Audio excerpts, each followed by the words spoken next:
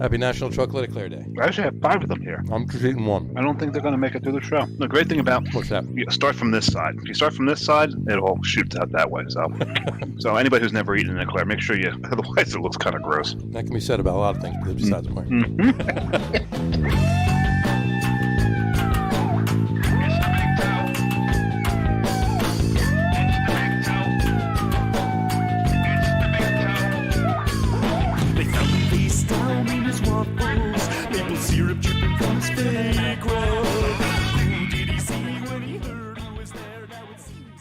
All right, everybody, welcome out to the Lager Room Guys Craft Beer Show. It is Tuesday, August the 3rd, 2021. Jersey Johnny coming at you with me, as always, is none other than Mr. Beer Samurai. Say hello, Mr. Samurai. Hey, folks. And it's a fun day today. It is Grab Some Nuts Day. It is Grab Some Nuts Day. Happy Grab Some Nuts Day. So I'm gonna grab some nuts here. I'm gonna grab my nuts too. Hold on. I got them right here. Okay. You got yours? Yeah. All right. I'll show you mine if you show me yours. Yeah, there we go. All right, there's mine right there. Mine's in a. Well, we'll talk why it's in that taster, but I got dark chocolate covered almonds with coconut flakes in it. Yeah, I just got peanuts. Peanuts are not nuts. Yeah, I know. It's National Legume Day here. It's not Grab Some Legumes Day. Legumes. Legumes? I don't know where legumes come from. And you're not grabbing them, you're pouring them, too. I just drank some legumes. You're doing everything wrong. You're doing everything wrong. So. Everything wrong. Oh, well. So, I've got some Sabra flakes, right? Nice. Very nice. Nice. Going well. John, are you aware that there are these things called alligators? I am aware of alligators, yes. Okay, then my job's done. Happy Alligator Awareness Day. Yes, All right. Now everyone's aware. There are things called alligators. There are alligators. I don't understand these holidays. Alligator. I don't know. Did you know that yesterday was National Boob Day? I did. Mm-hmm. I didn't even realize it until a certain guy by the name of Al Gattulo posted it on Facebook to inform everybody in case, One of them, maybe not the biggest boob fan I know, but one of the more open about it. Sure, absolutely. And I had commented, I said, it's a good thing it wasn't today, otherwise you would have started the show without a shirt on. So, I know. Anyway, so I've not been able to get to a fly machine. So yeah, I'm developing man boobs because I refer to fly machine as the anti-man boob machine. Anti-man boob machine. There you go. That's always good. So, tonight is also National Night Out Against Crime.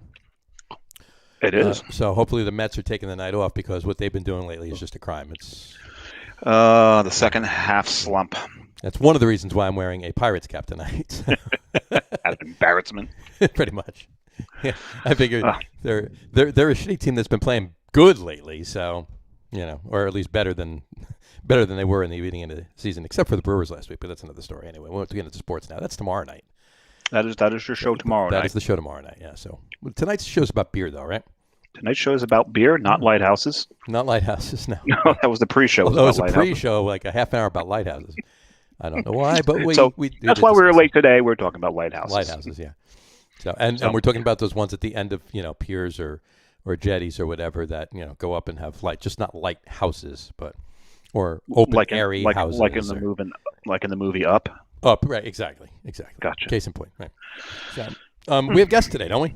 Yes, and which will explain why I'm eating nuts out of a 2-ton taster. 2-ton taster. The taster does not weigh 2 tons. I'm not that strong. A 2-ton taster. That's pretty heavy taster. With us today on the show we have Mr. Matt and Mr. Jim Barbiere. How are you guys? Greetings. Welcome to the show. How are you? This is what, half the brain trust of 2-ton? Doing well, 2/3. Two-thirds, half. I always count Doc. Yeah. As half. So, how are you guys on this fine evening?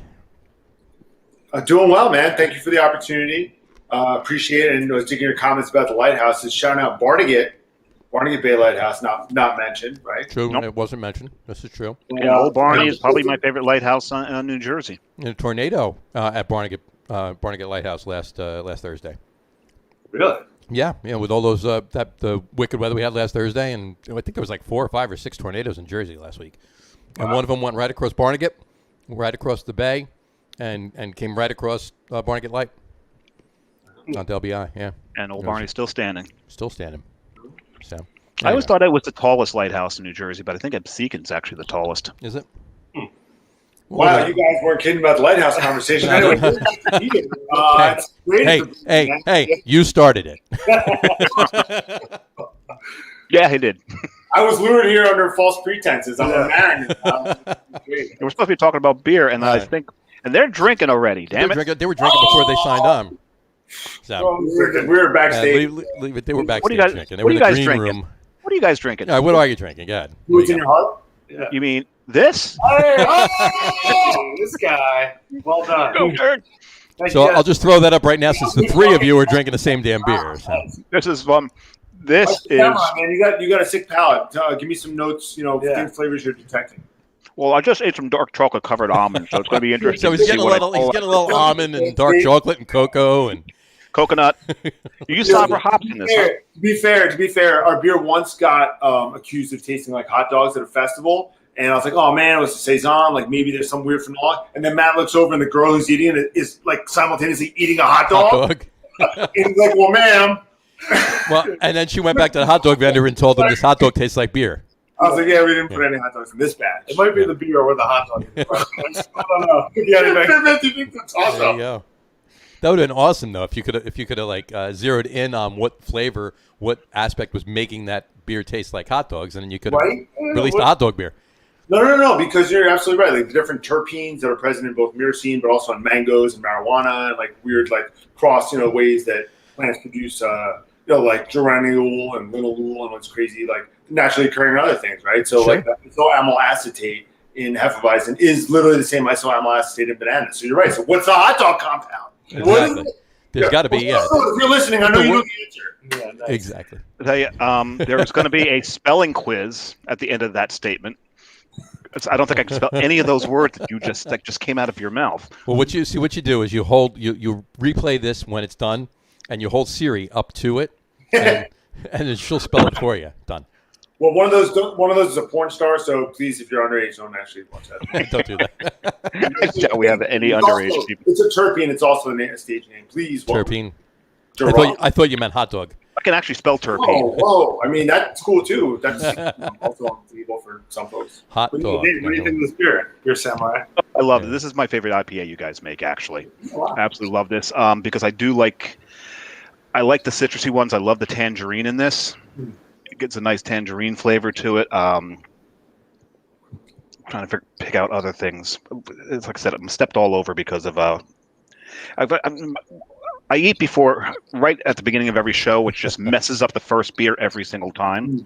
So when I get to maybe down about here, which will be in about 37 seconds.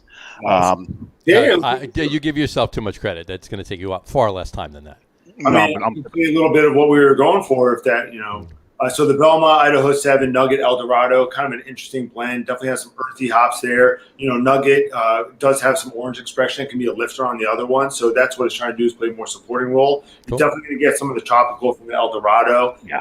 And the Belma is a little bit strawberry. So we're going like melon patch, you know what I mean? So not really citrus. I do love the Citra, branches and stuff like that. So staying away from all the C hops actually was a kind of interesting rogue move on this batch to try to get some of those, like honeydew melon or like strawberries, honeydew melon. Yeah, but more along the more towards the rind, not towards the center of the melon. Mm-hmm. Yeah, for sure. There's that earthiness that it's got a little spice almost cutting too from like. Sure. Are you getting any hot dog?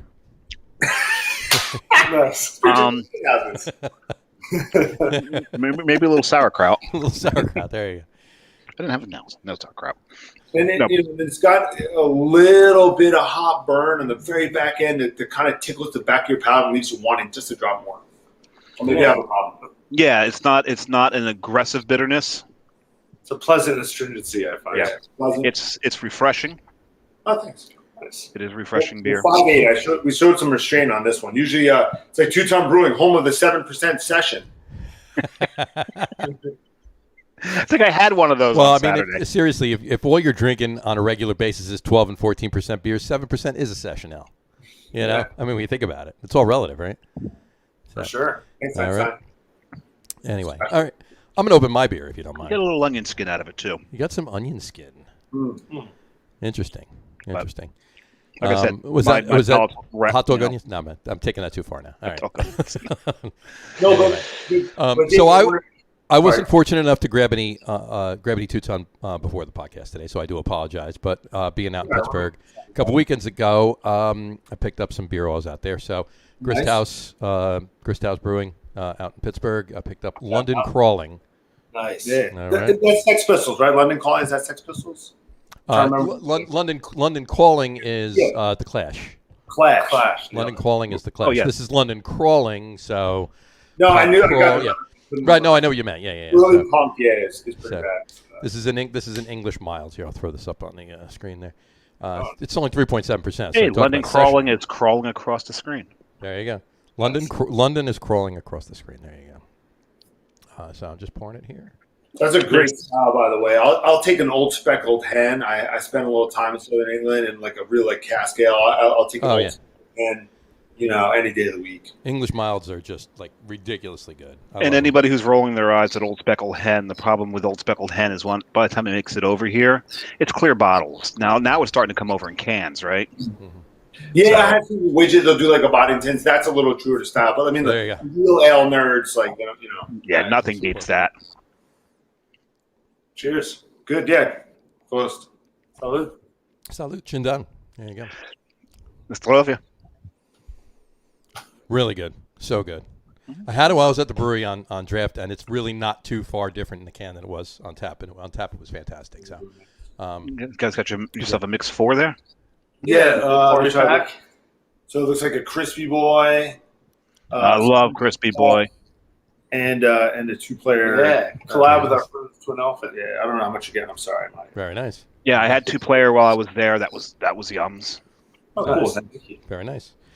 All right, so why don't we talk about you and Two Ton? Which one? That's what we're here for. Huh? You guys, the two of you, both of you. Oh, the plural you. The plural you. When I say yous, why don't we talk about yous, guys? The two youths. The two youths. The two youths. Anyway. Did you just say youths? Right, so you got questions prepared? Are you winging it? What's going on? Yeah. There's always one question prepared because it's the same question. Same question every time, every show. So I got to ask it. The first one. First one's always, what was the first craft beer you ever had? The first which one? First craft beer you ever had that you can remember anyway. And we'll play loose and fast with the term craft. Yeah, mine's kind of lame. I'll go first. I would say technically it would be like in college my buddy was like, oh, I got this great new beer. It's called a Yingling. Yeah. I was drinking Yingling. I was drinking great new beer. Yeah. Like over a decade ago at this point. And it was great. I loved it. And at the time, like Blue Moon and Shock Top were coming out and everything. And I was just like, wow, what are all these different beers? Wow. So, that would be my answer. That's funny. I just had 2 pint cans of Yingling yesterday that I opened up to boil brats in. Wow, that's a great choice for that. Yeah, it worked. It worked nicely. That's a great beer to do that. Mm-hmm. It is, actually. You get a little bit of the maltiness to it. Sure. Add a slightly different flavor to the brat. Absolutely. Did you drink any of the Yingling while you were there? No, because I didn't add any water. It was all straight beer, and then just boiled that down into beer onions. Nice. And we're back to hot dogs and beer onions again. There you go. Gotta love it. So drop a couple mustard seeds in there, won't hurt you none. No, they wouldn't. Unfortunately, I don't have any mustard seeds. Time to call Penzies. Well, now I know what to get you. There you go. Let's give me a jar of mustard seeds. Jim, what was your beer? Oh yeah, geez. I mean, I didn't really drink in high school, or actually at first even in college. I mean, like tried, experiments, whatever. But like Beast Ice and like drinking, I don't know, Goldschlager, whatever the kids were, Zima. Like, I wasn't about that life. Right. But then I did a semester abroad in Germany. I was a German minor, actually, so I sprach ein bisschen Deutsch, aber jetzt mein Deutsch ist sehr schlecht, so bitte sei geduldig. Yeah. Yeah. So, but I got to Germany. I was like, oh my god, this beer's delicious. Like, who knew? Who knew that? And actually, 75 million Germans. Yeah. I was so enthralled, like as you tour the country, and of course, everyone listening knows that, like each city has its own unique. So culture. Sure. A Weiss beer in Berlin is different from a Weiss beer in Munich, and so on and so forth. So I just fell in love with that. I mean, I equated to like back in America, the only parallel I could think of was like sandwiches or hoagies, grinders, whatever you call them. Is it a Philly cheesesteak or a po' boy? Like each city had its own culture, and I just fell in love with beer after that, and kind of never looked back. Now I'm sitting here talking to you. That's great. And That's now we're awesome getting to the point where almost every city has its own IPA style. Mm. Yeah, really. Right. We went from IPA, Imperial IPA, to East Coast, West Coast, and now there's New England, East Coast. Mm-hmm. There, we now have mid coast. We learned there's something called Mid Coast IPA. Okay. So let's do a Union County style. Let's take over Union County IPA. Well, someone's already pushing Jersey IPA. Well, there's a New Jersey IPA. Yeah, Gee, I wonder who's doing that. It's a style. Beer Co. Or is there an NJIPA? It's a New Jersey, NJIPA, yeah. That's cool. It's a style. It's a style. And it's a style made up by a brewery that is known for making up styles. Okay, good, nice. They Can't speak the They name. planted their flag. We're allowed to mention the brewery, we're allowed to just mention the not brewery. the owner. Can't say the owner's name. You say the owner's name 3 times, he pops up on the podcast. It takes over. It's like Beetlejuice. Gotcha. Okay. But- Or Yeah, Bloody Mary might be a better equivalent. Oh yeah. Well, hold on. There's one NJIPA, right? That's right. But they just released another beer, and the style is Jersey IPA. Jersey Oh, IPA, cool. yeah. Nice. My And, first guild meeting I ever went to was actually they hosted they shall not be named hosted, and I brought I was homebrewer at the time of brewing and planning, and I brought some like bottles of just like chocolate vanilla porter, from like the garage, and I was like. Sure. I was like, oh man, I'm gonna like pass around, but people like weren't hating on them and stuff. They're just Sure. happy. So that was cool. It's a cool experience. So if funny. people haven't caught it yet, unknowingly, John got the order right. Matt is on your left. Jim is on the right, Yes, I didn't. and he that's didn't true. he didn't realize they were going to sit in those Well, positions. at first they weren't, and then when I actually made this, I didn't make. Yeah, you're Jim. well, but we're Wait, I'm mirrored. Jim? You're Jim. Oh, that's Jim. I'm Matt.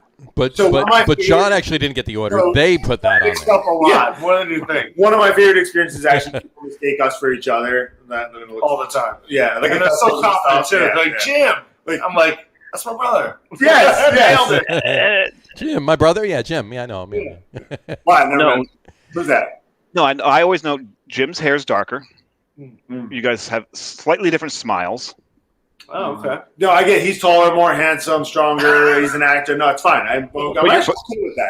But you're the smart one. Oh, nice. Oh. This is true. Oh, there you go. Well, Speaks the truth. that's anyway. No, Moving on. We're a great dynamic duo, and with Doc's support, like that's kind of the trifecta. And I want to shout out our brother Mike, John Michael, Yep. huge member of the team. Our Unsung brother Chris, hero. Sure. yep, our brother Chris was working there, but John Michael in the brew house, he's a brew dog, man. He's a worker. He's fastidious with the process and note taking and record keeping. And he's like also got advanced degrees in like business analytics and stuff. So he helps on the book keeping side, financial department, everything like that. That's so awesome. You need that. shout out. Absolutely. And then the other shout out is my wife, Marin Elaine. She does a lot with the labels. And, Yeah, designs all these beautiful labels. Oh, that's a beautiful. Very I nice. love this label. That's an awesome label. Oh, Kudos to that too. Yeah, really And you're- family team effort and all hands on everybody. deck. Yeah, family Jim affair. Tricklebrain. And I think I met your brother. I think you met John once, and it was like, "Oh, this is," and he's like, "Hey," and just went back to doing what he's doing. Tallest and most handsome Billy Go Grow. He's the Yeah. Italian model with the man bun. Looks like Yeah. a European soccer player. Like, man, what's up now? Yeah, What's yeah, up now? You gotta love it. Yeah, miss him. Looks like Gene Simmons. Yeah. With or without the face paint. Yeah. All right. So in honor of Germany, I'm gonna crack the crispy boy. Crack the crispy boy. Go for it. And tell us a little bit about Crispy Boy. That's is a German style lager. Yeah, correct. Or 4 Pilsner. ingredients, but not Reinheitsgebot because we do treat the water. Weiermann Pilsner, right? Weiermann Pilsner, 3470 yeast, and hops. The hops varied a little bit. I love Hallertau Mittelfrüh.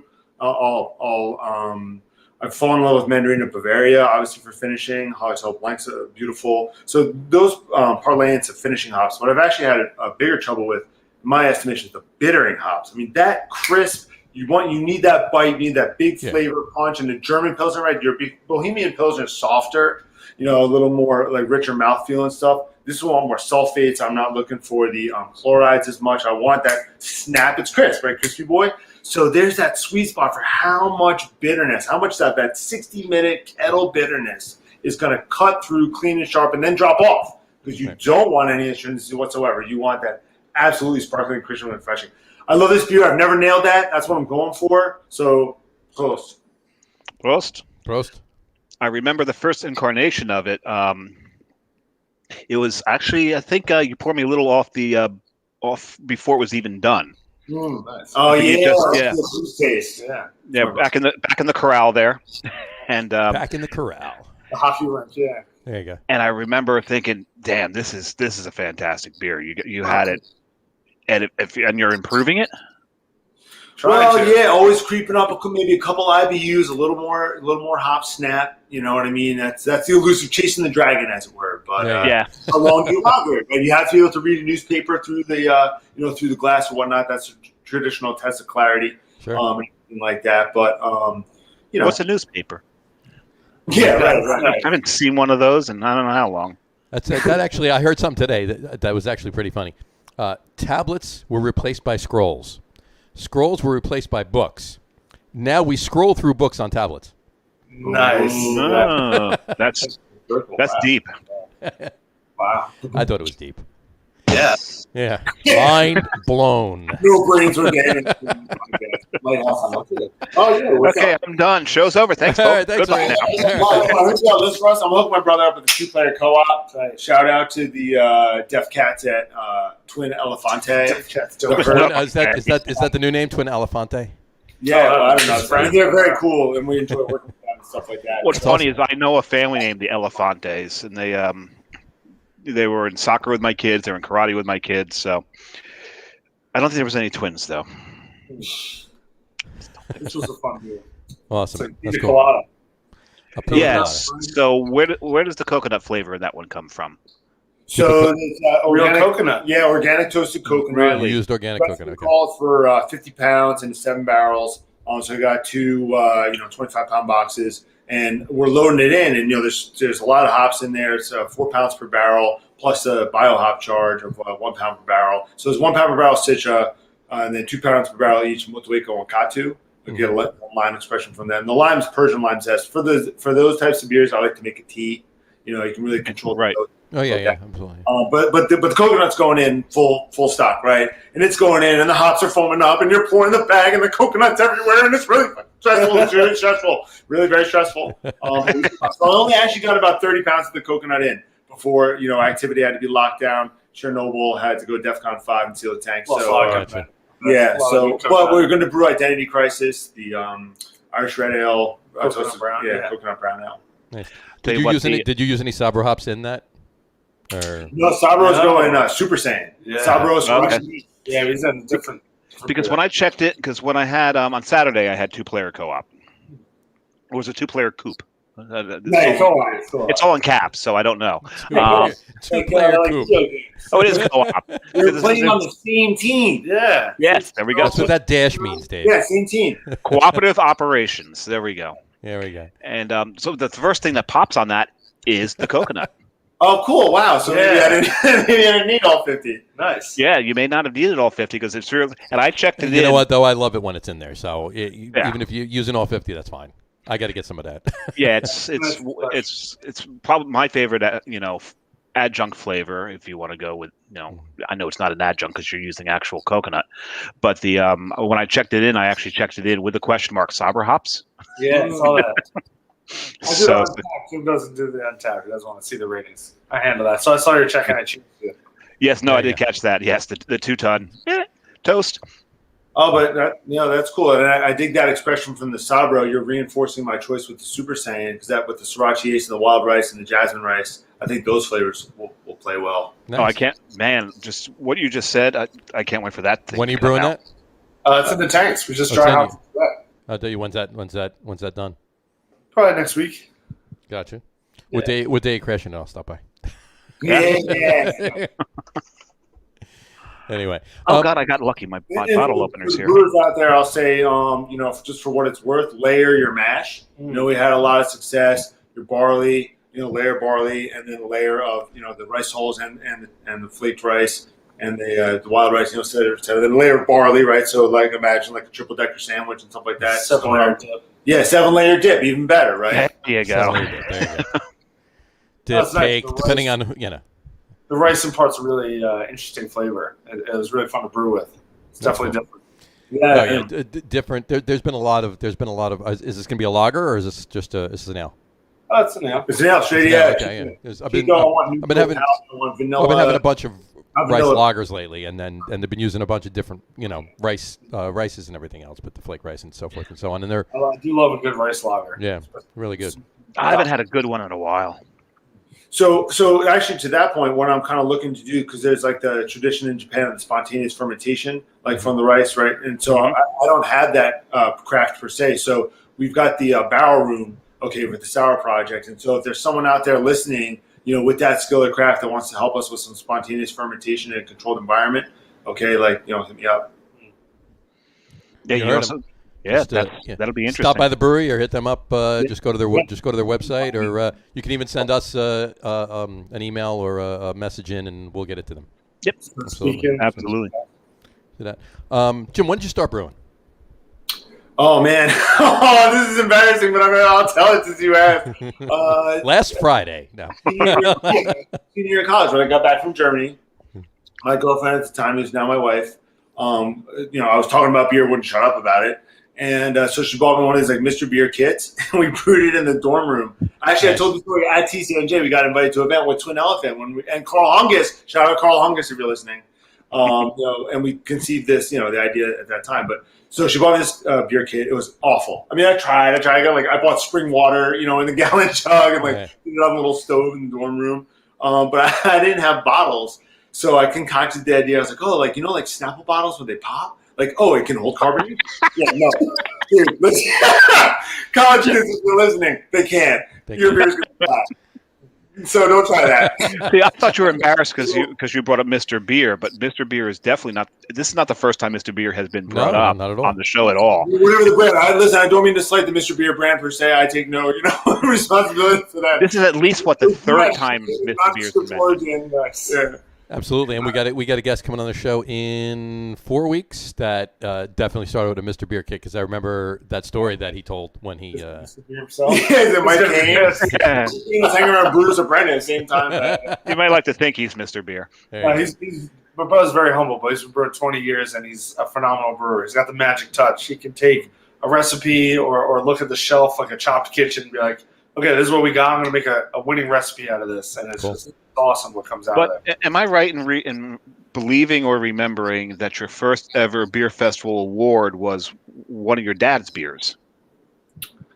He was there to receive it. Yeah, he was with us at the at the Armory and stuff like that. But what? Well, no, or was it his idea or something like that? But the funniest thing is, the running joke of the company is, why didn't my son start a wine company? Oh yeah, he's old school Italian. He doesn't really like beer. So he's like, we bought wine barrels, and he got excited. And they're for aging sour beers. All right, but he actually likes the sour beer. So that Mima style, that Mima style is kind of in our mother's honor too. But he likes the more. He does like sour. He likes the acid forward, not the hop forward. We're going to talk about Mimas a little bit more. A little later. In a little bit, yeah. You got it. Shortly. Oh, yes, shortly. So you mentioned sours. Now I know that's near and dear to your heart. That's one of your favorite styles to brew, right? Yeah, it is. Brew, for sure. drink. Yeah. Brew, drink, buy, whatever. Yeah. What are some others? What are some other your favorite styles beyond sours? What are some of your other favorite styles? Maddie? To brew. Well, both of you. To brew or drink? Oh wow! Well, I've seen you brew there too, so you actually do brew. So I've seen it. Beer shirt. Actually, stand up for the camera. Yeah, well, license lactobacillus. Yeah. Pediococcus. Listen, shout out Pediococcus. Stay away. Don't like it. I've had ropey beer. Yeah, we don't mess with pedio. No. Pediococcus is no good. Yeah, don't go pedio. Okay, got it. You're welcome at 2 times. No pedio. Here we go. Push him behind the bar. I'll serve this guy. He's going to tell you that he's a fun guy, but he ain't. No, he's not a fun guy. Not at all. Thanks, All right, folks, don't forget to tip your bartenders. They'll be here all week. And try the veal. Oh man, most questions. Oh man, I love sour beer. It's more for me. It's more situational. Depending on the season, what we're doing, whether we're at the beach, at the pool, campfire. All right, so then do you have a favorite? Do you have a favorite to brew? Favorite to brew. Mm-hmm. Probably like our blonde ale or blood orange blonde. It's a light grain bill. It's an easy brew. less heavy lifting. Yeah. I'd say something like that, like our American blonde. And Jim, you've been dragging Matt more and more into the brewing. Oh, dude, he's amazing. He's actually brewer. I'll tell you this. I bet he's done more commercial batches than I have. Really? He's the Bailey. He's the principal. He runs the operations. You know what I mean? I direct production. I'm president of that side of things. But he's do not count Matt. I'll put him up against any brewer in the state. By the way, if anyone That's else, awesome. You know that too. You know that too. You'd be lucky to have him. Yeah. He's the man. I learned from the best. Who's that? I like to say he's the head chef or just the sous chef. So He's the executive chef and you're the sous chef, right? Exactly. He writes 98% of the recipes. And then goes out and walks around and talks to everybody while you do the work in the back, right? Yeah. There you go. Yeah. He writes Well, you got well, Jim. I mean, you tell everybody. I mean, you actually, this is Matt's doing this 100% of the time, right? And you have other things that you have to attend to. Yeah, I shout out Barnegat Lighthouse. I'm a school administrator for Barnegat Township School District. Proud of it. So yeah, I'm there Monday, Friday, and I actually use my vacation days and the weekends to brew. I love it so much, and with this opportunity that my family's given me, I'm very humble. Thanks. That's awesome. That's awesome. Absolutely awesome. And Jess and I were actually there. It was a while ago, but you had a bunch of teachers that you work with. Down, and we're sitting at the big table in back. We were all sitting. It was beer, alcohol in general. Right? Yeah. But it was like you, a bunch of others, and Jess and I were all sitting at the one table in the back. Oh, nice. Thanks. But yeah, no, and right on. That's the vibe. If you've been there, the library, basement, our father's books hanging on the wall. Mm-hmm. The art installations. They all come from education. Yeah. Yep, right. My God, yeah, that room you've got downstairs, the speakeasy, so to speak. Yeah. So to speak, love it down there. That's great downstairs. That's such an amazing room. Absolutely. And I love it when you guys have that open. Mm-hmm. If you have that open, that's where I'm drinking. We've got a lot going on this fall. We've been saving up our events. So, you can thank the ABC for the opportunity to have live music again, which is awesome. This is true. Right? All those people involved in making it happen, I should say. In a positive way.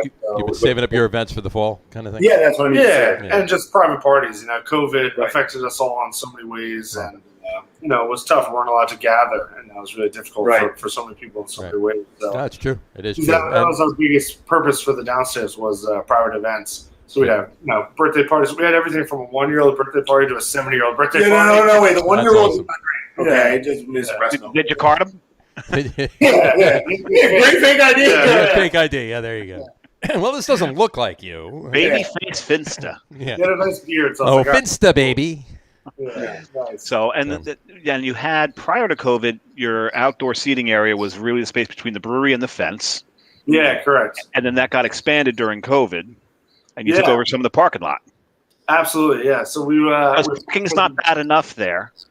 What's that? Because parking is not tight enough there as it is. Well, we were like, parking, space outside. And that's why I meant to thank the ABC, because they let us open up that back parking lot for events cool. like that. And increased like tenfold the amount of people we could have. There's 68 seats outside, I think approximately 72. That's awesome. Tables, right, everything's socially distanced, stage for the band, so it's good times. Awesome. Yeah, that's good. So when you guys originally started, you were contracting. Yeah, for sure. And what an amazing thing was. I want to shout out. I had to bring it up. Huh? No. There's a reason I'm laughing. I was getting to the point of when you opened the brewery. So obviously there were steps. So I'm getting there. My Farmax shirt tonight. No, Steve. I'll say one thing. There was people that took a chance on us when we were nothing. And Bruin, I think it was. I lost count how many. Yeah, for sure. Different breweries around the state. And so we as contract brewers, everything from a 2-barrel to a 20-barrel. I'm like, learning everyone's process, taking notes. That's how we really design the space that we have now, is with the input. Like, listen, like brewing beer is like driving a car. Like, it'll get you there, but like, this handles here, or how do you engage this, whatever mechanism got going on? Like, and then adapting your process to their equipment. And, exactly. Absolutely. Put on the high beams and you wash your windows. Mm-hmm. Right. Exactly. I still got to give you guys props. To talk a brewery owner who once said that IPAs were a fad into allowing you to brew an IPA in his brewery, that's some serious cojones right there. Thank you. Yeah, he didn't want totally against dry hops, so we had to work around that. Yeah, the most bitter IPA you could think of. Didn't you go to Hop Oil for that one? Listen, No, we so- did. It's been a learning Listen, experience, guys. guys. We've all learned a lot about lighthouses and other things, sandwiches. Hey, I'm telling you. The opportunity. I'm getting near hungry. Yeah. I think I hear dinner cooking. There So, you there's a list. Speaking of barbecue, right? Was there a list? What's that? I heard there might be a list. There's a list coming up. Our top 3. Yeah, that's we'll get to All right. that. Well, I'm excited. No, we do want to shout out our friends in the industry who were nice enough to give us a shot. Manskirt, Cypress, Yep, Elementary, Yep.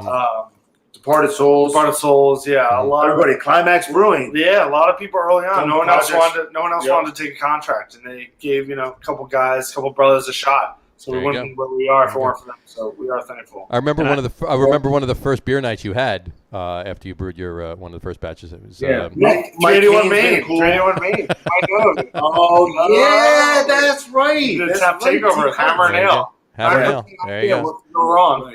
So, Hammer and Ale. okay. I think we So, finished that keg that night too, right? One of you brew Hammer and Ale, brew 9% ABV Yeah. with no dry hops. Go. With no drops. Yeah, exactly. What do you do? What do you do? What do you do? You Double hop back? I don't know.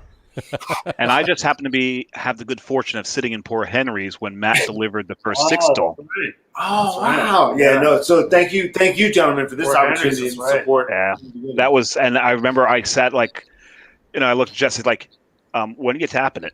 He goes, I'll tap it now. I'm like, get that on, and I'm going to sit here until it settles down, and you can pour that thing. there you go. So let me speak to both you two gentlemen. This is my brother sitting here, and then the wider craft beer community, brothers and sisters out there, everybody. Like our slogan in Our Brothers We Trust was meant to be, and we said the messaging from the beginning, the brotherhood and sisterhood of craft brewers in the community. Everybody's that embraced us, lifted us up when we were down. We just want to do the same, pay it forward. We got nothing but love for everyone, and really just want to extend to thank you guys, everyone, folks, anybody listening out there. How much this means to us and the movement and of just trying to bring good beer to good people. Yeah, it's been a journey for sure. And so many, craft beer bars and breweries and restaurants, and unfortunately, not all of them are still with us because of COVID. And it's been such a journey. Like you mentioned, Port Henry's. Shout out Jesse, gave us a shot. Sure. I think that was the first place that poured our beer ever. So, Yep. Yeah. And that's well said, and amen to that. It's I've always been amazed at how tight. And it's funny because at first I thought it was like kind of a Jersey thing, but as you know, I spent a year in Rhode Island. They're just as tight up there, and I imagine that's true all over. It's the craft beer community nationally. I've talked to a bunch of people in a lot of different areas up in, you up in Rhode Island, but in Boston, up in Portland, out in Denver, in Pittsburgh. I was just in. Speaking of people, it's the same all over. It's just the faces change. Knoxville was the same way. Yeah. There's a brewery out there. There's this one group that consists of 3 of the best breweries in Nashville, and every now and then they get together and just make a spectacular beer that all 3 pour. Yeah. Well, we've had a few people from the Dallas-Fort Worth area on. Yep. Even in Texas, and down in Texas, the same thing. Well, there was 2 in Dallas-Fort Worth, 1 in Houston. They all know each other, and that's a massive state, but they all know each other. Yep. great industry. Yeah, so I just want to take this for a minute and actually shout down sexual harassment. That's got no place at work for anyone in any industry whatsoever. So we're against that big time. Absolutely. Yeah. Yeah, that was upsetting when that came to light. Huge time. Huge. Yeah. Yeah, but listen, moving forward, like you said, the industry's awesome and everything like that. I just wanted to you know what, though? I mean, we'd be remiss to say that's it's an unfortunate, very, very unfortunate, very small part of this industry. Yeah. So, but for the most part, this industry is gelled like that. So, yeah. But in a positive way, I want to shout out Battleship, New Jersey Beer Association and Festival NJBA event. Man, I can tell you all about it. It was bangers. Yeah, we had a great time.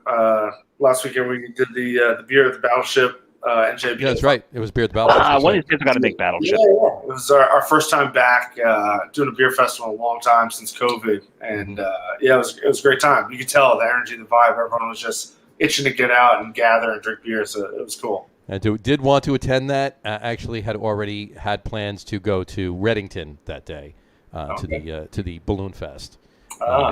Yes, and Dave was there as well. We just didn't know the other one was there. Yeah.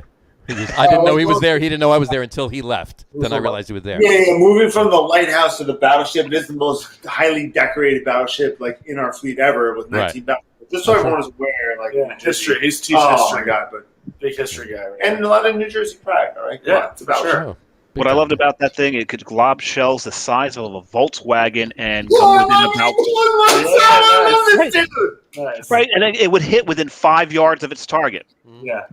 When you're lobbing Volkswagens with that accuracy from about 30 miles offshore, that's pretty damn good. That's a problem. They That's wouldn't pretty let spot me fire it though. so we But I talked feel about like they started the festival instead of with a horn that goes like the report from like a 52 millimeter howitzer. Yeah. makes all of Philadelphia jump. Pretty cool. There you go. Yeah, exactly. So anyway, just trying to talk positive. So I'm opening my second. I was going to say, open your second beer. I got a couple other things. And because we need to talk about this beer. Oh, Yeah, we do. Oh, cool. Beautiful. So the Mimas. So I actually originally had 2 4-packs in my hand when I was getting ready to leave, and when I found out what the Mimas was, I'm like, nope, I'm taking that too. Because like you guys, I love sours, and I love this beer. This beer's fantastic, and I enjoyed the hell out of this beer. Then you go and you read the label, and we touched on this a little earlier. We talked about it a little bit before the show, and I'm going to read this here. Our mother Alice loved fruited sour beers, and her grace and creativity resonate throughout this entire venture. You want to talk about that a little bit? Yeah, might need a minute. Yeah, I was gonna. It's dedicated to our late mother. You know, we love her. We miss her very much. She was a huge part of Two Ton when we were starting out. She did the books for us and was so proud and excited for us that we're starting a family business. And she's an incredible artist. So she actually painted many paintings that hang up at our parents' house. And one of them, I took a picture with a nice camera, and Jim's wife, Maren, was able to create that label from that image. So that's what actually, that is? Yeah, she painted that. And if you turn it, there's a little Easter egg. Her face is in the mountains right there. In this one? Yeah, it's a silhouette. You can kind of see like her face in the mountains. So she passed a couple years ago, unfortunately, to breast cancer. And we love her and miss her every day. And so that one's for her. Yeah, because reading that, because I drank it, checked it in, and then I went back and looked at the label and went, higher.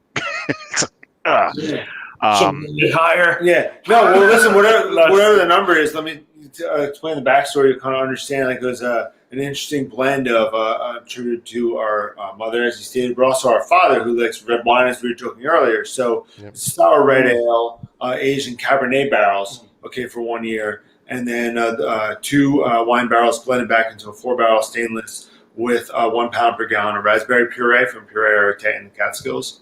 Okay, and then that's sat for about 6 months with the house lacto Brett blend. And the tannins of the wine do take that. I was hoping for more rich vinous. You know what I mean? The oak, I think it pulled maybe too long in the barrel, a little bit. So I would have liked more of the. I mean, because the raspberry nose is unbelievably amazing. Yes. It's like jam. It is like one. The vinous character in that is beautiful. But you're right. It's not like it's. I don't know if it's not vinegar. But the tannins do bring another level of acidity that's almost unnecessary between the fresh raspberries and the lactic itself. Right. It's funny because I was hoping for a little more Brett funk, if we can be frank. But all in all, the beers. Thank you. I do think it's outstanding.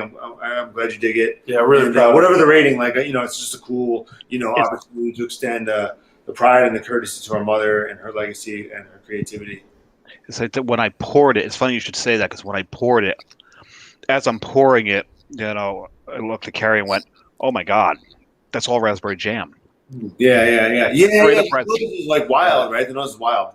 Yeah, and then you get a taste of it, and there's that, and it's funny because at first I misinterpreted the the barrel as more of a maltiness, but I definitely get what you're saying now that that's that cab, and it, as I mentioned earlier, it's just. It comes off as just this side of vinegar. Yeah, no, that's fair. That's fair. And I would say I think you're actually right. But a great side of it.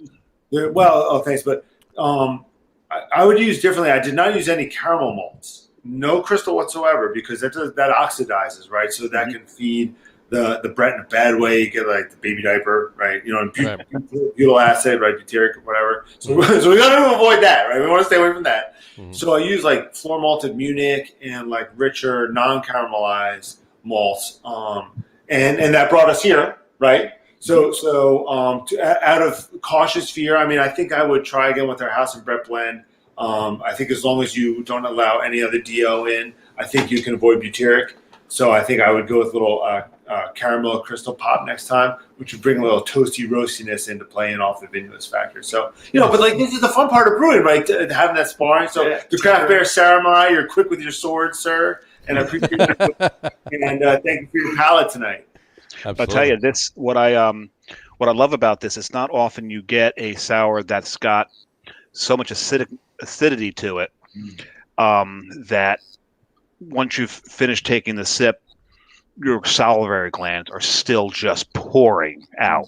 Sure. And I love when you get that out of that, where it just activates everything in your mouth. Everything's alive in there. Yeah, it is like my mother. In the back of your jaw. Like Yeah. It's like on a scale with the warhead, it's up there. Yeah, it's like it almost can fatigue your jaw, almost like you've been chewing on really good Italian bread for a while, right? Oh, speak my language. Listen. Normally our sours are in 22-ounce bottles. We put that one in 12-ounce bottles for a reason. Yeah.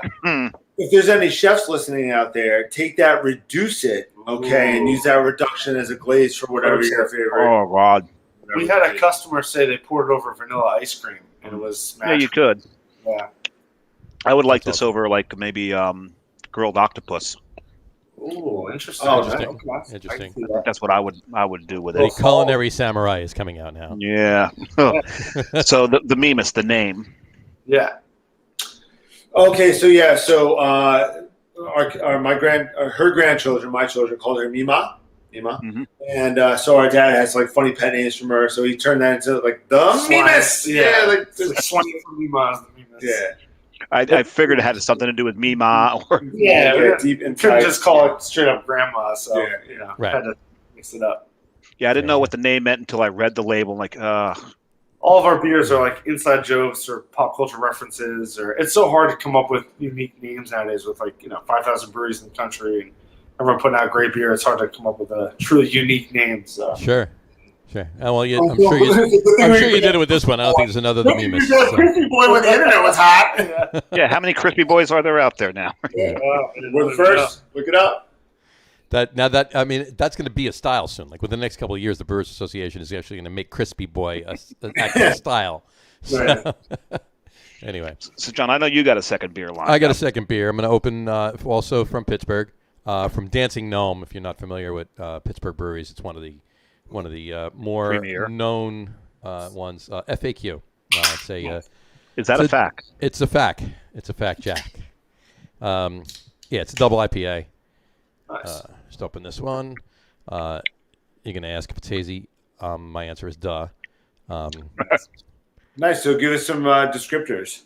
I will do that. Let me just pour this and I'm salivating in anticipation. Take the cursory lager room picture. He likes to do this. So I do it quite often. There we go. All right. Anywho. All right, there it is right here. Hold on. My Old Nation glass right there. There we go. Very tasty. That is a hazy boy. Cheers. Yeah. Hazy boy. Oh, it's delicious. It really is. Oh, good. Good. Favorable first impression. Yeah, passion fruit. A little bit of apricot. Some citrus. It's really it's fruity. It's they nailed it. And it's still given, and it's still bitter too. It's not like absence of bitter. It's there. It's really nice, and it's smooth too, as you can probably guess from the. I'm sorry. What's the ABV? 8%. It's scrolling on. Oh my gosh! Thank you. Oh, there's on the screen. Refer to Look, Grandpa. Yeah, this is you can't discriminate against me. It's high tech here. This comes from his love of ESPN. Yes. Yeah, this it's a sports thing now. Yeah. I don't really watch sports. I love to play sports, but I don't really watch sports. There you go. But no, it's really good. Dancing Gnome's a great brewery. We visited a bunch of breweries. We went to we probably hit about 12 breweries in 2.5 days while we were out there. Out of the 42? Out of the 42. There's in and around Pittsburgh, there's 42 breweries. Ish, yeah.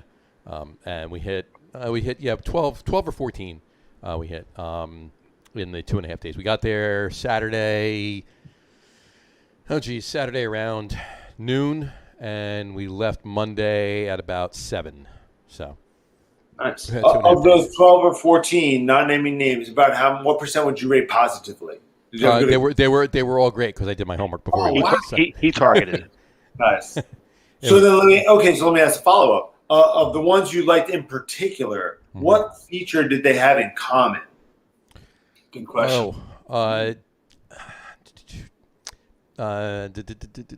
Atmosphere, customer service. Every one of them had a great atmosphere. Everybody, I did not run into one person anywhere in the city, let alone at the breweries, that did not have great customer Styles service. and availability of styles. How would you rate? I'll actually say it, the diversity in the styles. Just a good diverse menu. Nice. It wasn't all sours. It wasn't all IPAs. It wasn't all. It was because they're the breweries I try to target. The ones that have a lot of different styles covered. Because I'm going to go in. I'm going to have a couple IPAs, of course. I'm going to have a couple of sours, but I want to have an English mild, right? I want to have an old beer, an old ale, or an alt beer, when it's in season, But those breweries that can do that. That's why, I've said it before on the podcast. Treehouse and Trillium are amazing breweries, and they're always at the top of my list for Massachusetts breweries. But my favorite Massachusetts brewery is Night Shift because they do so many different styles and they do everything so well. I remember, I lived in New England for a year, so finding breweries with the diversity of styles could be a challenge. Mm-hmm. Again, props to Trillium. They do 3 styles extremely well. Mm-hmm. Right? Yep. Right. Trillium does 2. Yep.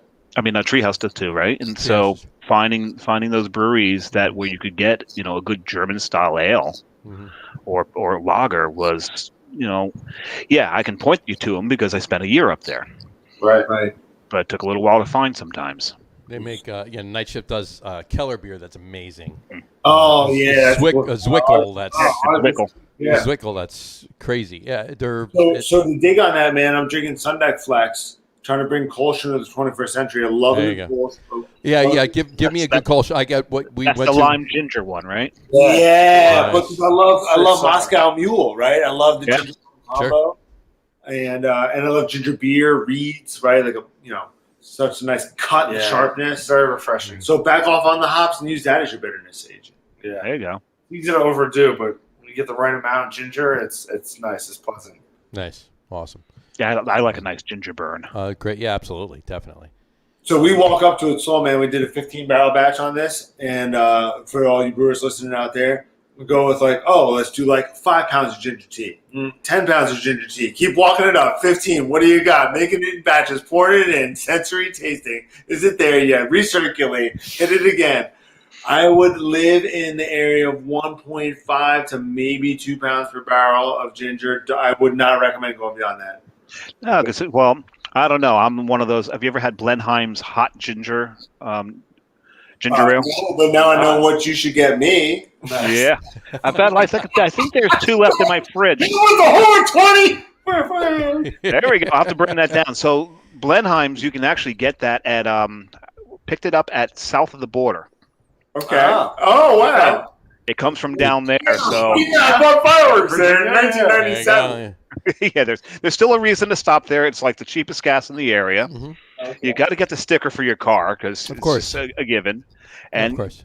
that spicy ass ginger ale. Really cool. That's awesome. I'm going to bring a couple of news things up really quick.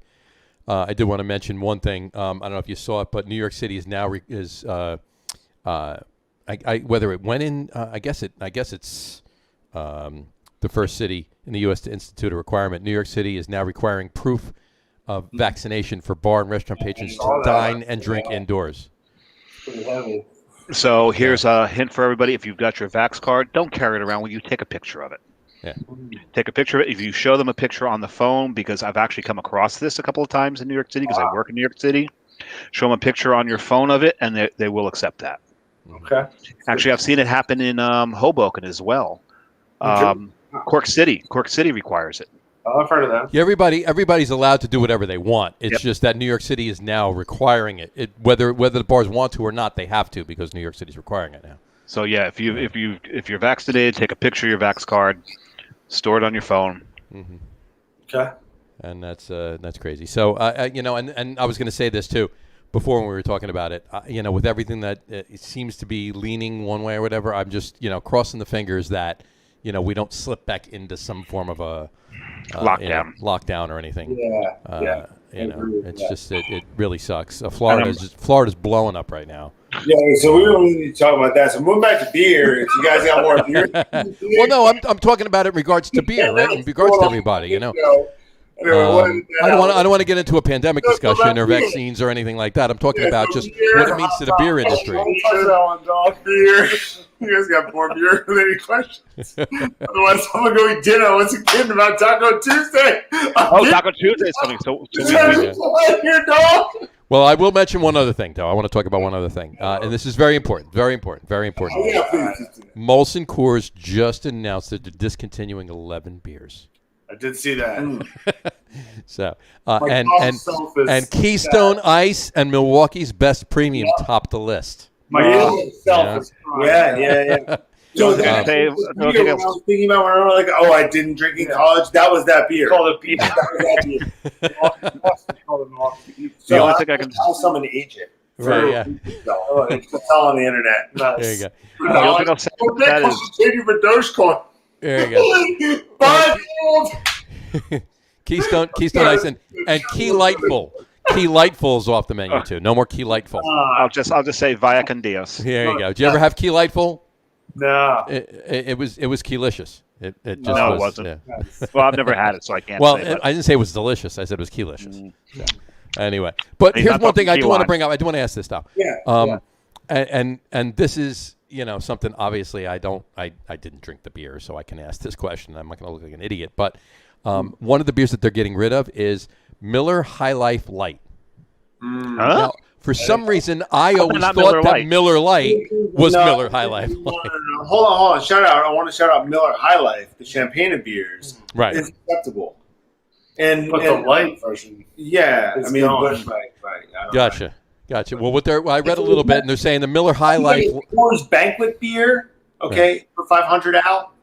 We were once actually, story. There's a brewery owner in New Jersey still that once told us for $5,000 if we paid him $5,000. Oh my God, this is true. It's a true story. He would give us the recipe to Miller Lite Light. Yeah, Miller Lite Light. Miller Lite Light. Yeah, true story. Double that. Going that way. He said, I know how to brew it. Yep. The recipe's yours. All right, we're not going to do anything on the show, but when we're done, you got to tell me who that was. Nope. Sorry, but you can guess. Miller Lite Light. I love it. Yeah. So anyway, that's great. True story. That's great.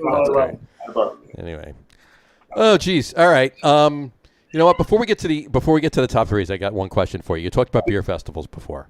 You talked about going to the Battleship and everything else. What are some of your New Jersey specifically? What are some of your favorite?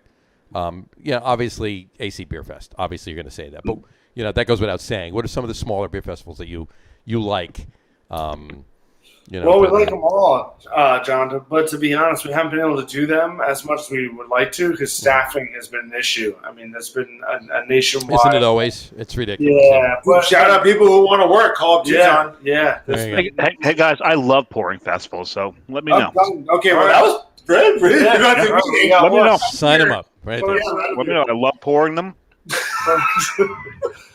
I'll represent you well. There you go. Allison, JMK, does a great job with events. Oh, she does. Yeah, absolutely. A lot of great. She just had that same weekend as the Morristown, the Armory. There's so many good ones. Yeah. Well, the same weekend as the Battleship was, she had one in Chester, didn't she? Yeah. It was the same one. Yeah. A lot of good ones. But which is also about our state. We've come such a long way. That's where I was going. It's been like we've come such a long way with breweries, and we've come such a long way with festivals. Obviously, they're going hand in hand. I would say anything with live music, man. The food trucks are fantastic too. Yeah. Everybody wins. It's cool that it's a good time. They finally let people have fun in New Jersey. Yeah, who knew? It's about time, isn't it? Really? We're allowed to have fun, with or without cursing. Well, we can do that. We can try anyway. We can try. Anyway, all right. How about we do our top threes? Let's do our top three list. All right, ladies and gentlemen, this week our top three list, as you know, top threes. Why do we do a top three? We do a top three because a top 10 would take way too long. So We each do our own top threes. Plus, we wind up giving more than that anyway, but that's besides the point. Yeah, anyway. we cheat. And why is it top three? Because we're paying homage to 1933, the repeal of Prohibition. So top threes. This week's top three is top three favorite beers to drink while barbecuing. Top three favorite beers to drink while barbecuing. Let's let Mr. Either of the Barbieres. Matty, go first. Go for it. All right. Let's see. Top three beers to barbecue. Matty Two Ton. Now you can be specific with beers, or you can do styles. That's fine too. I'm kind of doing both. You'll see when you get there. But I'm doing styles to not play favorites too much. All my friends in the industry, but New Jersey's crafting a lot of amazing beers. But for barbecuing, for grilling, we're talking usually summertime. Sure. So I'll start, like any good story with the end. No, just kidding.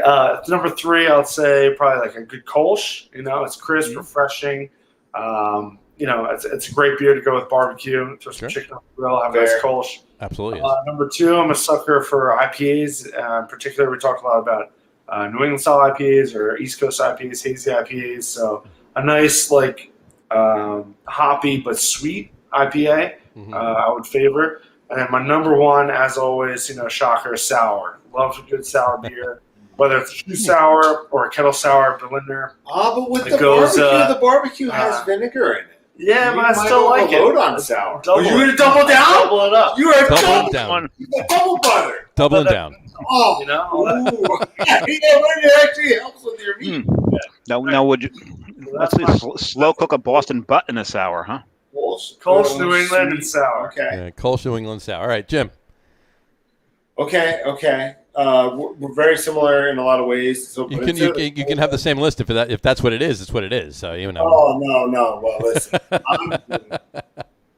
I'm Matt. No, he's okay. Right. So He's Matt. So my mom married his dad. And then his mom married my dad at the same time. That's how it works. Okay, right. So I like the Kolsch, but I'm gonna go with a lager, maybe a German Pilsner with some cut and some bite. Classic brewer. I could default. Listen, my guilty pleasure. Oh my God, I'm gonna say it. I'll drink a Corona with lime. I like it so much. I'm sorry. I like it. I love it. It's so good in my mouth. You're forgiven. But I'll put a German Pilsner, Tuborg, Königsberg, any of those great cutting, whatever. So that's solid. So you picked an IPA. I dig that. It's got to be sessionable if you're grilling, but I don't like an overly thin. I don't like an overly thin IPA. So I'll take a pale ale, man. I'll just take an American pale ale with a hop and a malt expression. Citrus pine, West Coast, because that's got that same snap too. If you're grilling all day, you want to rock and roll that, right? Like a Sierra Nevada. Yeah, Sierra Nevada pale ale. Yep, right. So, and then number three, you went sour, I went stout. I'm gonna go stout. I'll tell you why. Ready for this? Go for it. Maybe you're drinking the stout if you're smoking the meat, okay, over an open pit, okay. You're roasting a hog all day. Maybe you're drinking that stout, or maybe you're pouring a little stout on the barbecue as it's going. Summer stout. Like anything could happen. Shout out summer stout. If you're not barbecuing with the stout, I don't know if we're really that close as people and friends and everything like that. I don't know you anymore. Yeah, right? Really. Yes. But they're brothers and they're not close. What's that? That happens. Yeah, Matt. There you go. Cool. Awesome. Samurai. So what I typically do is a Jersey, a U.S. not Jersey, and international. And once again, I've kind of gone in the same direction. So we'll start off with the Jersey. I'm not going to put them in a 1, 2, 3. I'm going to put them in that order. Yeah, mine's not 1, 2, 3 either. Yeah, and so I'm going to go with the Jersey one to begin with, and this is that love for hops.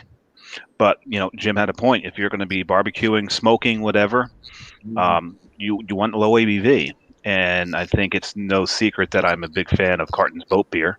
Oh yeah, it's a very good choice. Yeah. And I'll drink that all day. Yeah. As designed, as was designed, right? Yeah. Yeah. The non-Jersey U.S. one is along that line of that German Pilsner. But it's my favorite German Pilsner brewed in the United States, and that is Crooked Staves Von Pilsner. Wow, cool. Great brewery. Love that beer. My favorite American brewed Pilsner at this point. And then if I go international, and I go classic, go with the history, the Weihenstephaner, the Hefeweizen. And I'll sit and I'll drink that. It's because for me it is the softest, most approachable Hefeweizen that's brewed.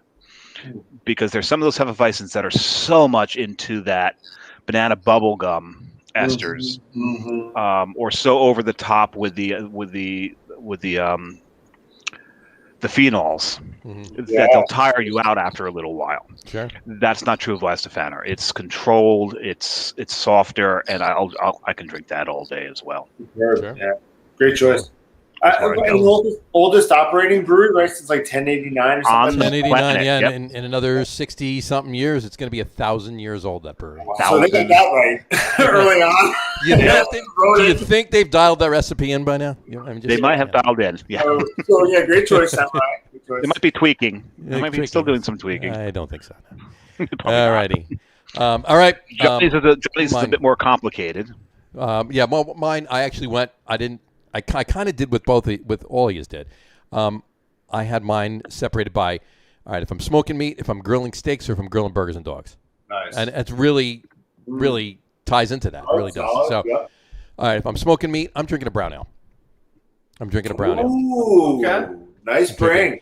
Nice bready brown ale. And now the whole thing about that is you got to be careful about the ABV, because most people when they're what's your target there? Yeah, because when you're smoking, you're using your beer as your timing mechanism to add the wood, right? Yep. So if your ABV is too high, either you forget to add wood or you're adding so much wood. Yeah, but I'm not drinking 10% brown ales either. So that's what I'm talking about. Yeah, I'm drinking. I mean, sessionable in the brown ale realm. Sessionable. You can talk me down to 5 or 6%. 5 or 6%. Yeah, you're talking about 6%. Yeah, exactly. So, and the one I've had the most, and then I said I do this. The one I've had the most is probably Old Brown Dog. I've probably had the most Old Brown Dog while smoking meats. And I'm using some of that too. I'm pouring in a water pan. I'm open up, pour a little bit in, drink. And that kind of thing. And along those veins, I would be using Ubu for that, right? There you go. Right. Very similar beer. Exactly. But I'll tell you one of my favorites, and I'll say this, and if we ever do a brown ale list, it's probably going to be my number one. Honestly, Treehouse's Bear is really, really good. Never had that. I haven't had that one. But I'm looking at malty beers, man. They're unloved in the current marketplace, but the complex flavors of malt once upon a time. Absolutely. Yeah, I can drink. I'll drink malty beers. Just give me them all summer. I don't care if they're not that high in ABV. I don't care how malty they are. Just give me them. It's an ale, right? Yeah, exactly. So brown ales is while smoking meats. While grilling steaks, I'm going a little lighter. I'm going in but I'm still staying with the maltier side of things. I'm going with an amber ale. I want to drink an amber ale. Wow, you're reading a brown ale and amber? Yeah. Double bagger, you. Amber, yeah, absolutely. That's me. I'm drinking. Yeah, I feel it. Once the food is done and I'm just sitting there and relaxing or whatever, I'll probably drink an IPA or pale ales and cold and everything else. But steak, I want to start with a steak. I want to if I'm not saying drink it with it. I'm drinking while I'm barbecuing it. So I'm drinking an amber ale. So, and to be honest with you, let's call a spade. When I'm the beer I've had the most, the amber ale or amber lager, if you will, that I've had the most while grilling steaks is Yingling. Mm-hmm. It really has. Nice. Have I had plenty of others? Sure, of course. Defiance Muddy Creek comes to mind. Nice. It's a solid amber lager. It really is nice and caramelly and bready and toffee and everything else. But the one I've had the most is probably Yingling. And then while grilling burgers and dogs. One second. Hold a second. Yep. Jim just poured something new. Uh-oh. Oh, no. Yeah. See. It's just poured the rest of that can. He was just doing it with a flourish. Okay. Sorry. I thought that was etiquette. That's all good. It's all good. I do it too. It's fine. I still got a little more in this. In fact, you just reminded me. There you go. I need to pour the rest of that. There you go. Yeah, I'm empty. There you go. But my third while grilling burgers and dogs. He's bringing a brown ale, an amber ale, and Dave stole my thunder. Weihenstephaner Hefeweizen all day long. Ooh, that's all you guys all day long. All day long while I'm drinking. We'll see. Rewind the clip about all the great things about their bourbon. Yeah, there we go. There you go. So, Yeah, it's my favorite hef, and it always has been, and always will be. I've said this before on the show, if I walk into a beer bar, and there's 50 awesome beers on tap, and nothing is bad, but one of the taps is Weihenstephaner Hefeweizen, that's the first beer I have. Number one. Numero uno. So point of view, you just see someone order it on the other end of the bar. They put a lemon wedge in it. What do? I stop them before they do it. Yeah, I stop them before they do it, or I leave. Yeah, you like it? You kind of like it. Yeah. Actually, to be honest with you, the beer's so good, I probably when they hand it to me, I just take the wedge out and throw it. Throw it over your shoulder. Make a wish. Right. There you go. Yes. So there you go. Awesome. And hope you don't hit anybody much larger than you. Exactly. Yeah. Exactly. So, but also shout out to their brewery, operators and stuff out there. Do you make them available for customers upon request? Like, we do not have any fruit garnish on our beers. Like, we just serve them in a glass, I guess nature intended. As one might say. Right. But I dig the flourish and the showmanship. So do you like salt the rims of your Goza? Are there crusted macadamia nuts on there? Yeah, right. Yeah, I mean, I'll be honest with you. Like, there's, I'm not a huge blueberry ale fan or watermelon ale fan, but one of my favorite, my second favorite blueberry ale is Boston Beer Works up in Boston. They make an awesome blueberry ale. My number one is Atlantic, is Bar Harbor Brewing. Bar Harbor Blueberry. And which I will be at. There you go. Within the week. That's my favorite. That's my favorite blueberry. But in Boston Beer Works, they actually put blueberries in. They muddle a couple of them, throw a couple others in, and then fill the blueberry in. They put like 2 in, muddle them a little bit, and then they put a couple more in, and then pour the blueberry out. Well, slushy beer trend, discuss. I mean, that's a whole other podcast. Right. And then my other one, watermelon ales. I generally do not drink a watermelon. Never do when I'm scared of it. I really just don't. Everybody loves Hell and High Watermelon. That's fine. I'll drink it if somebody has it, and that's the only thing. Barbecue, whatever. It's fine. Wet Ticket. Well, our friends at Wet Ticket do brew a really good watermelon wheat. Yes, they do. Yeah, Wet Ticket does brew the watermelon. It is very good. It is good. And I think that's their number one seller, isn't it? Yeah. Pumpkin, though. I like other boards. Sasquatch. That's a fucking name, Sasquatch. I'm calling that one Squash with like actual squash. Like, pick your gourd. Squash. But pumpkin version. I actually did. I was actually at Wet Ticket a few weeks ago. Jess and I met Al, and we had a couple, and Jess had a couple of watermelons. It's really good. It is good. But my favorite one, of Boo fan fame. That would be him. Yes. Yep. Yeah. But in any event, no. But honestly, my favorite watermelon is Boston Beer Works too. And the reason I'm saying this is because they garnish it. You're talking about garnishes. They actually put a slice of watermelon on the glass when they serve it. All right. So listen, craft beer community, you respond. If you're listening, reach out to your platform, whatever, contact you.